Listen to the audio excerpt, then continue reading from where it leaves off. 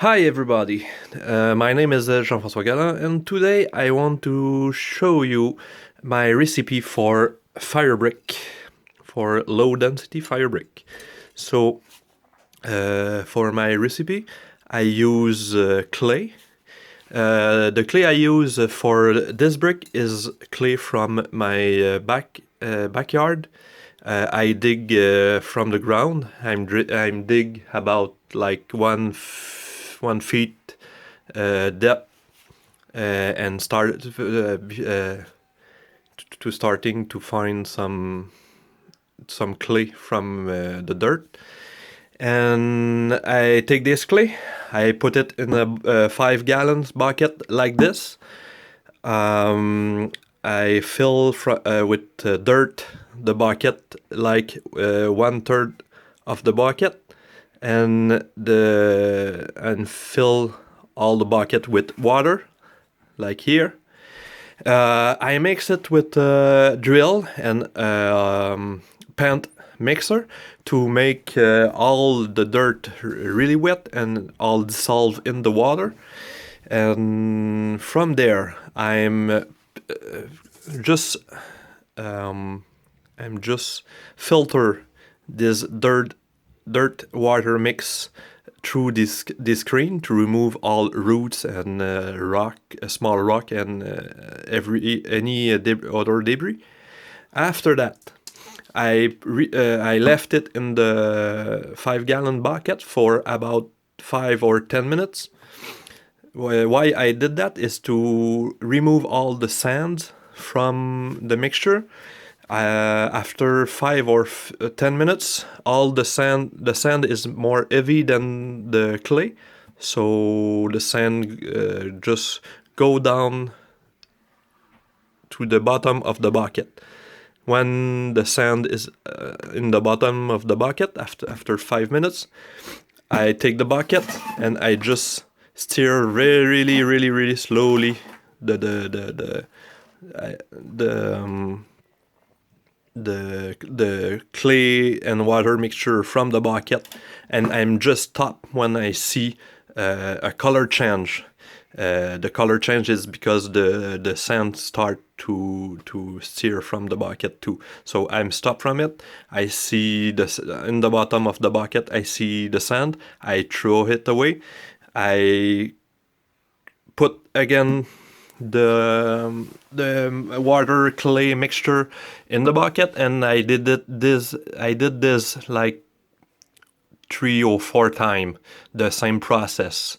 Left the sand go down in the bottom of the bucket and stir the mixture again to remove the subtle sand that go from to the bottom of the bucket. After that, I collect all the mixture and I left it dry for many days. Just don't dry it too fast. So after I dry it until I get creamy texture like that. You see, it's like peanut butter.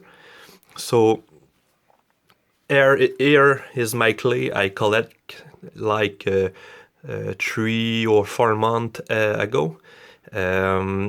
Apparently, more you left the clay store for a long time, more the clay become elastic. So I don't know if it's really true, but this clay is have 4 or 5 months old. So here it is. After that, I'm taking this clay and I use perlite to mix with it to make these lightweight bricks. By volume, I use, not by weight, but by volume, I use 1 part of clay for 2 part of perlite. Perlite is used in the garden to help to improve drainage, like you can see here, and it's look like this. Perlite is a volcanic rock that is be expensive, and it's really light and is a good insulation. So I mix 1 part of this of clay with 2 part of perlite. I did the many tests with the ratio, and if you put too much perlite, the brick start to be brittle. If you use too much clay, the bricks take more time to dry, and you have more chance during drying the brick just crack. And the brick is more dense when you use more clay, and it's less you lose a bit of heat insulation properties of the brick. So after that, I put the mixture of clay and perlite in a mold. Here is a brick I made 1 month later. The mold is from plywood of this size, and after that, I let it dry really slowly, like about 2 or 3 day to left in a warm and dry rooms. I put it near to the stove, but not directly on the stove, just near of it to help to dry a bit faster, but not too fast, because too fast drying, you have more chance that the brick crack during the drying process. So after you are sure your brick is completely dry, I mean completely is because the center need to be dry too. So just make sure it's dry enough. You can start to heat it really slowly. I put it in the oven at 200 Fahrenheit for like 1 hour.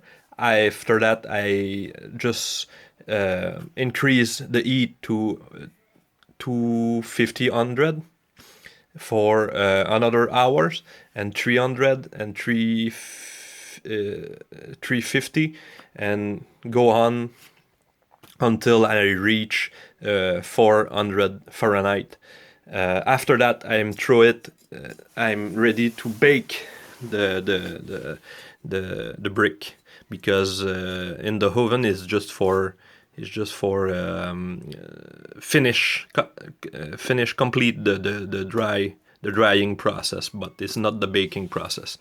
After that, I take this brick and I put it in my stove when I have a lot of red hot embers, red hot wood in the stove.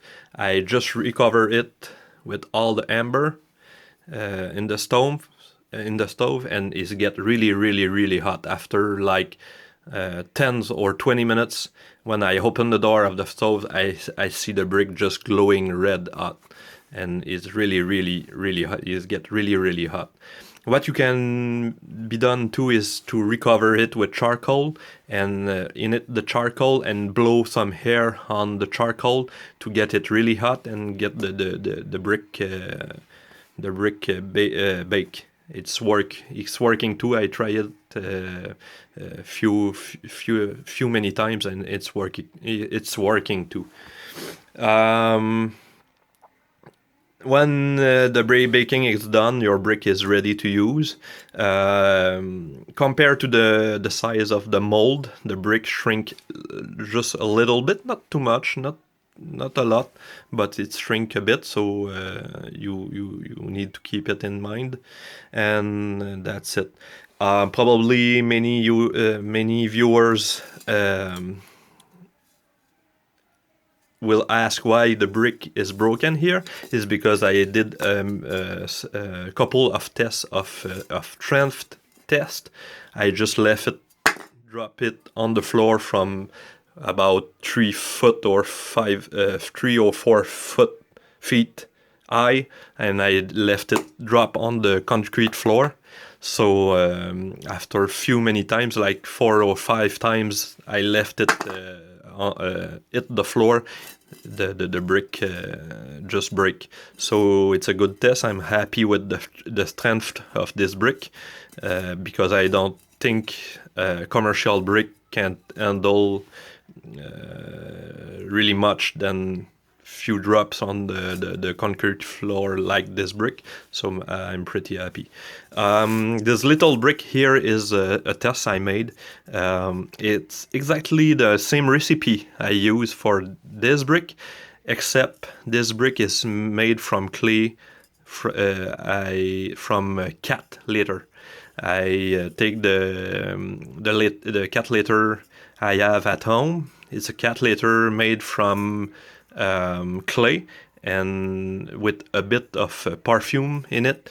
So I put on a bit of water in the cat litter to get this texture, the peanut butter texture.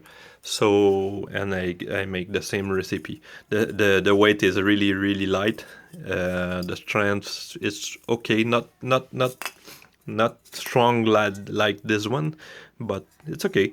This one is really light too. It's not weight too much, and it's a good brick. When I put this brick on the stove is really hot. The top of my stove is really hot. If I put water on it, it's just evaporate instantly. And if I put the brick on the top of the stove for like 20 minutes, the bottom that contact with the stove get really hot, but is very surprised. I'm very surprising how the top of the brick stay cold. So it's a good insulation for it's a good insulate fire brick. So that's it. This is my recipe for my fire brick. I think it's worked pretty well. I'm very happy with the result, and so thank you, and see you next time.